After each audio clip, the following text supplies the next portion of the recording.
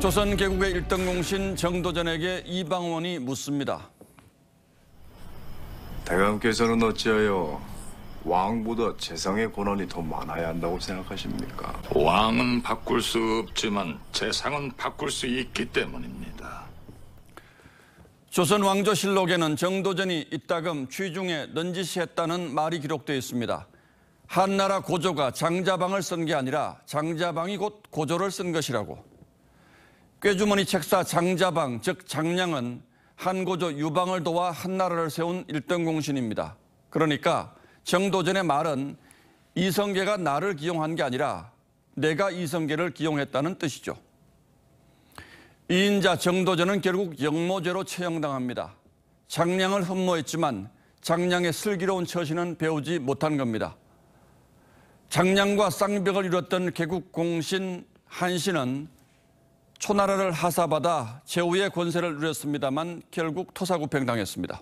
반면 장량은 제후 책봉을 사양하고 병을 핑계로 물러나 유방이 죽은 뒤로도 8년을 더 살았습니다.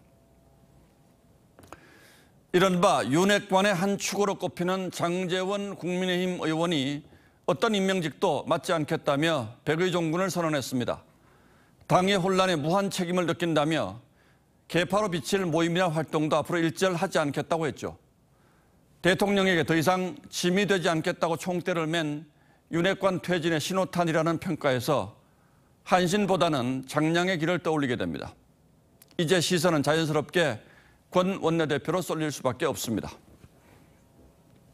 제가 자리에 연연했다면은 대선 1등 공신으로서 대선 기여자로서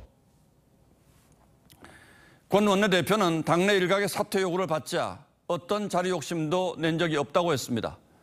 인수위나 내각 참여를 요구하지도 않았다고 했습니다. 그런데 대선 1등 공신을 자처하는 대목이 목에 가시처럼 걸립니다. 그것도 공당의 지도부 회의에서 말이죠. 대통령에 대한 예의가 아닐 뿐더러 내가 누군데 감히라는 어감마저 느껴져서 몹시 듣기가 불편합니다. 그는 새 비대위를 구성한 뒤에 내 스스로 거취를 결정하겠다며 끝내 사퇴라는 말을 꺼내지 않았습니다. 옛말에 공을 세우고 나면 물러나는 것이 하늘의 길이라고 했습니다. 부귀의 교만에 욕심을 부리면 스스로 화를 부른다고 했죠. 이제 그만 그칠 때를 아는 것이 지혜의 으뜸입니다. 늦기는 했습니다만 장제원 의원의 이선 후퇴 선언은 그 물꼬를 튼 것으로 평가할 만합니다. 이제는 이준석 전 대표가 화답할 차례입니다.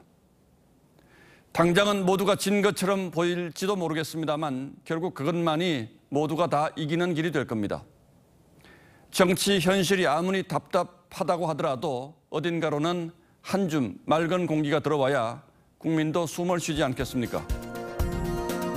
9월 1일 앵커의 시선은 물러설 때가 아름답다였습니다.